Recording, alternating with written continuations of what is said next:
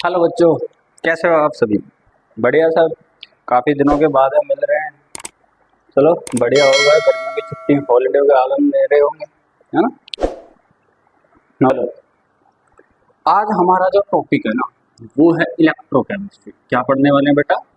Electrochemistry पढ़ने वाले हैं। क्या होता है इलेक्ट्रोकेमिस्ट्री? इलेक्ट्रोकेमिस्ट्री के अंदर क्या होता है? अपने को बताया इलेक्ट्रोकेमिकल चेंज होते हैं, यही क्या होती है? इलेक्ट्रोकेमिस्ट्री होती है। यही कुछ सीखते हैं अपन तो, थोड़ा बहुत और कुछ तो जानते हैं नहीं। तो देखो भाई, इलेक्ट्रोकेमिस्ट्री क्या होती है? द एक केमिस्ट्री की ब्रांच होती है। क्या बोलेंगे? The branch of chemistry, branch of chemistry which stabilize a relationship between किस किस के बीच में? Electric energy and chemical energy. Chemical energy, chemistry की ऐसी ब्रांच जो क्या कर रही हो? इलेक्ट्रिक एनर्जी और केमिकल एनर्जी के बीच में रिलेशन स्टेबलाइज कर रही हो, उसको अपन क्या बोलते हैं बेटा? इलेक्ट्रोकेमिस्ट्री कहते हैं। अभी इसी के अंदर क्या हो रहा है? इलेक्ट्रिक, देखो दो प्रोसेस हो सकती है यहाँ पर, कि या तो हो सकता है कि जो इलेक्ट्रिक एनर्जी है, कौन सी बेटा जी? इलेक्ट्रिक एनर्जी है, उसको अपन कन्वर्ट कर सकते हैं किसके अंदर? केमिकल एनर्जी में। किसमें? केमिकल एनर्जी में। या फिर केमिकल एनर्जी को किसमें कन्वर्ट कर सकते हैं अपन? इलेक्ट्रिक एनर्जी में कन्वर्ट कर सकते हैं। यही जो कन्वर्जन है वही क्या पढ़ना है अपने को? इलेक्ट्रोकेमिस्ट्री के अंदर पढ़ना है। देखो, अगर जो कोई ऐसा प्रोसेस हो रहा हो जिसके अंदर इलेक्ट्रिक एनर्जी को केमिकल एनर्जी के अंदर कन्वर्ट किया जाता है, वो होता है इलेक्ट्रोलाइसिस होता है। और जो ये कैसा होता है? नॉन स्पॉन्टेनियस होता है। कैसा होता है बेटा जी? नॉन स्पॉन्टेनियस होता है। ठीक है यहाँ तक? भाई नॉन स्पॉन्टेनियस कैसा हो गया? अपने आप नहीं होगा वो, उसको अपने को करवाना पड़ेगा। ठीक है? अगर जी मान लो मुझे केमिकल एनर्जी से इलेक्ट्रिक एनर्जी में कन्वर्ट कर जाए, जैसे अपने जो वॉचेस, हैंड वॉचेस के अंदर जो सेल आते हैं वो सारे सारे कैसे होते हैं? वो केमिकल एनर्जी उनके अंदर स्टोर रहती है, वो अपने आप ही किसके अंदर कन्वर्ट हो जाती है? इलेक्ट्रिक एनर्जी के अंदर कन्वर्ट हो जाती है। तो ये कैसा प्रोसेस होता है? ये स्पॉन्टेनियस रेडॉक्स रिएक्शन। क्या होती है बेटा जी? वहां पर स्पॉन्टेनियस रेडॉक्स रिएक्शन होती है। ठीक है यहाँ तक? अब देखो, रेडॉक्स रिएक्शन क्या होगी? ऐसी कोई केमिकल रिएक्शन जिसके अंदर ऑक्सीडेशन और रिडक्शन दोनों क्या हो रहे हो बेटा जी? साइमल्टेनियसली हो रहे हो, वो क्या कहलाती है? रेडॉक्स रिएक्शन कहलाती है। ठीक है यहाँ तक? अब देखो, अब यहाँ पर इलेक्ट्रिक केमिकल में कन्वर्ट हो रही है, केमिकल इलेक्ट्रिक कन्वर्ट हो रही है, ये बात तो चलो ठीक है, जच जाती है। अब इनके अंदर ऐसा क्या हो रहा है जिसकी वजह से ये इसमें चेंज हो रही है, ये इसके अंदर चेंज आ जा रहा है? भाई ऐसा कैसे पॉसिबल हो सकता है? तो ये देखो, दो प्रकार की पॉसिबिलिटी। अपने को पता है कि जितने भी अपने पास में जो मेटल्स है वो सारी क्या होती है? गुड कंडक्टर ऑफ इलेक्ट्रिसिटी होती है, ये बात अपने को पता है।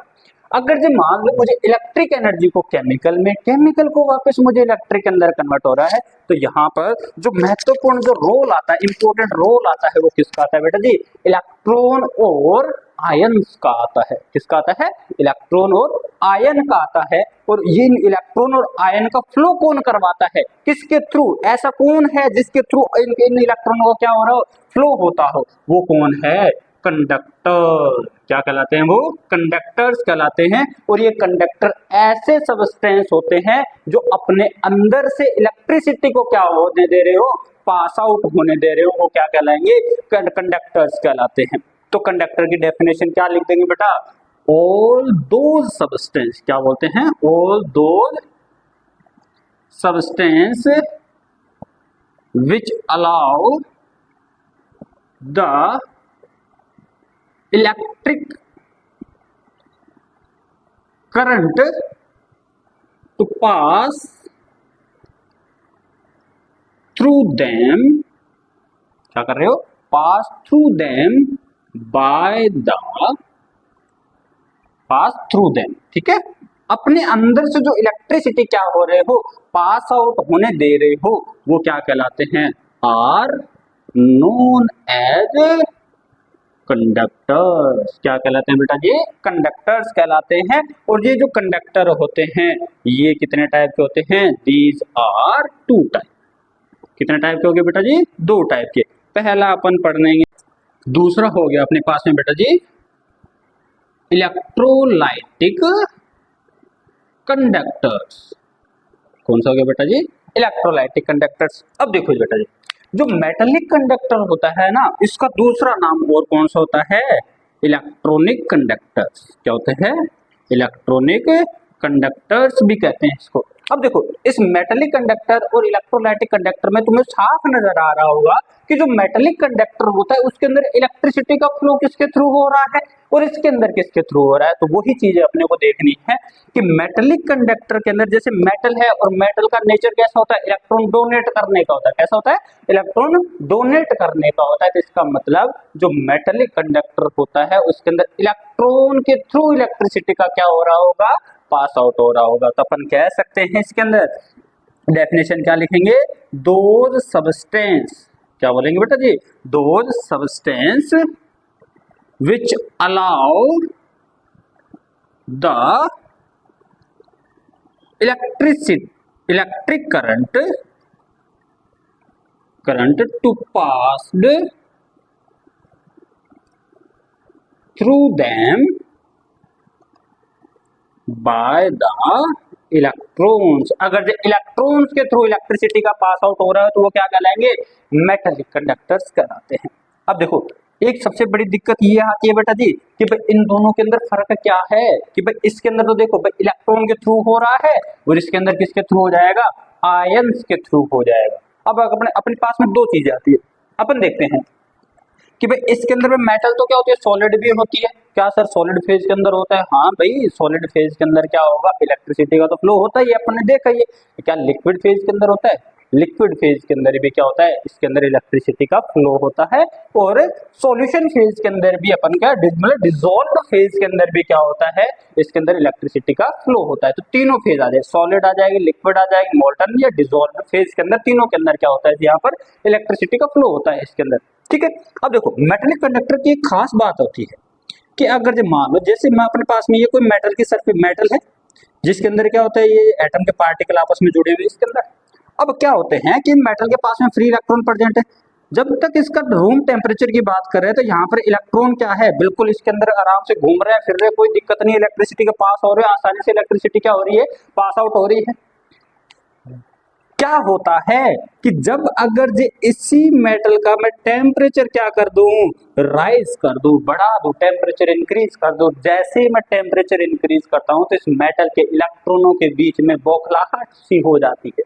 मतलब कि ये अपने आप को इस प्रकार से एक्साइट होना स्टार्ट हो गए, कोई डी एक्साइट होना स्टार्ट हो गया, तो एक्साइटेशन होना स्टार्ट हो गया। मतलब इसकी वजह से टेम्परेचर बढ़ाने की वजह से इसके अंदर जो रेजिस्टेंस बट टेम्परेचर बढ़ाया तो इनका रेजिस्टेंस आर क्या हो जाएगा?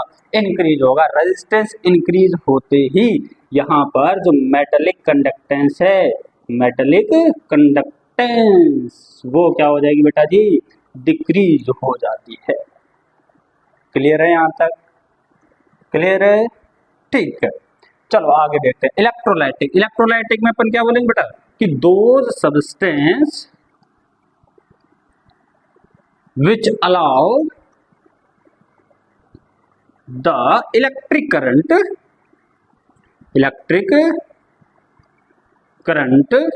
to pass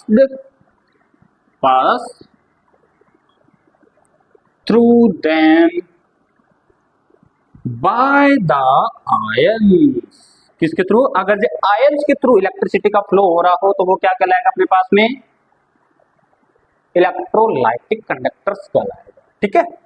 अब देखो कि भाई सर आपने तो इधर तो बता दिया कि यहाँ पर सॉलिड लिक्विड के अंदर, तो इसके अंदर ऐसा क्या है? तो इसमें है ना एक खास बात ये है बेटा कि अगर जो मान लो मैं इलेक्ट्रोलाइटिक, जैसे मान लो मुझे NaCl है और NaCl किस फेज के अंदर? सॉलिड NaCl है। तो सॉलिड NaCl के अंदर अगर मुझे इलेक्ट्रिसिटी पास आउट करवानी है तो क्या सॉलिड में हो जाएगी? कब भी नहीं हो सकती, क्योंकि यहाँ पर नंबर ऑफ आयंस क्या है? 0। क्या है? नंबर ऑफ आयन 0 है, तो इस वजह से यहाँ पर सॉलिड फेज के अंदर इलेक्ट्रिसिटी पास नहीं होगी। लेकिन जैसे ही NaCl का क्या बना दूं मैं, कोई एक्वस सॉल्यूशन बना दूं, तो इसके अंदर से इलेक्ट्रिसिटी क्या हो जाती है, पास आउट हो सकती है। ऐसे ही अगर मैं NaCl का मोल्टन फेज के अंदर ले लूं, मोल्टन फेज का मतलब क्या हो गया बेटा जी, कि इसके अंदर थोड़ा बहुत इसको गीला कर दो, ड्राई से क्या कर दो इसको, ठीक है, थोड़ा सा गीला कर देते हैं इसको। जैसे इसके अंदर करेंगे तो नंबर ऑफ आयंस क्या होंगे, बढ़ेंगे, नंबर ऑफ आयंस बढ़ेंगे, तो यहाँ पर इसके अंदर से इलेक्ट्रिसिटी क्या हो जाएगी, पास आउट होना स्टार्ट हो जाती है। अब देखो, ये जो इलेक्ट्रोलाइट होते हैं दो टाइप के होते हैं। पहला तो हो गया अपने पास में स्ट्रॉन्ग इलेक्ट्रोलाइट, क्या हो गया बेटा जी, स्ट्रॉन्ग इलेक्ट्रोलाइट्स, और एक हो गया अपने पास में वीक इलेक्ट्रोलाइट्स। देख लो इलेक्ट्रोलाइट्स, देखो स्ट्रॉन्ग इलेक्ट्रोलाइट्स क्या होते हैं भाई, ऐसे सब्सटेंस होते हैं जिनको एक्वस सॉल्यूशन में या फिर एक्वस के अंदर डालने पे, पानी में डालने पे तुरंत क्या हो जाते हैं, आयोनाइज। आयोनाइज मतलब 100% क्या हो जाते हैं, डिसोशिएट हो जाते हैं, 100% क्या हो जाते हैं, आयोनाइज हो जाते हैं, 100% क्या हो जाएंगे बेटा, डिसोशिएट, ठीक है, डिसोशिएट हो जाएंगे, या फिर 100% क्या हो जाएंगे बेटा जी, आयोनाइज्ड हो जाते हैं। क्या हो जाएंगे बेटा जी, आयोनाइज्ड। ये क्या होते हैं बेटा जी, ये होंगे पार्शियली आयोनाइज्ड होते हैं। कैसे होते हैं, पार्शियली आयोनाइज्ड होते हैं, ये 100% आयोनाइज्ड नहीं होते हैं। इसका एग्जांपल कौन सा हो गया, HCl हो गया, NaOH हो गया, H2SO4 हो गया। इन सभी का अगर ये कोई एक्वस सॉल्यूशन बनाएंगे तो ये सारे के सारे, ये भी H+ अपने सारे H+ आयन रिलीज कर देगा भाई, तू भी ले जा, ये भी अपने OH आयन रिलीज कर देगा, इसके पास में 2 H+ है तो दोनों के दोनों H+ आयन क्या कर देगा, रिलीज कर देता है। इसके अंदर वीक इलेक्ट्रोलाइट्स के अंदर क्या हो जाएगा अपने पास में, एक तो अपने पास में एसिटिक एसिड आ जाएगा, कार्बोनिक एसिड आ जाएगा, अमोनियम हाइड्रोक्साइड आ जाएगा। इस प्रकार से बहुत ही एक लंबी चौड़ी लिस्ट होती है जो क्या होती है, वीक इलेक्ट्रोलाइट्स की आती है। ठीक है यहाँ तक।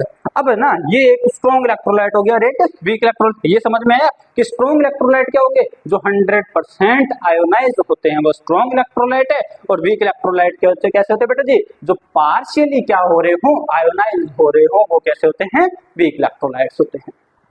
ठीक है, यहाँ तक आई होप समझ में आया आपको। चलो ठीक है, इसको नोट डाउन कर लो, बाकी अपन नेक्स्ट लेक्चर के अंदर करेंगे। ठीक है, बाय बाय।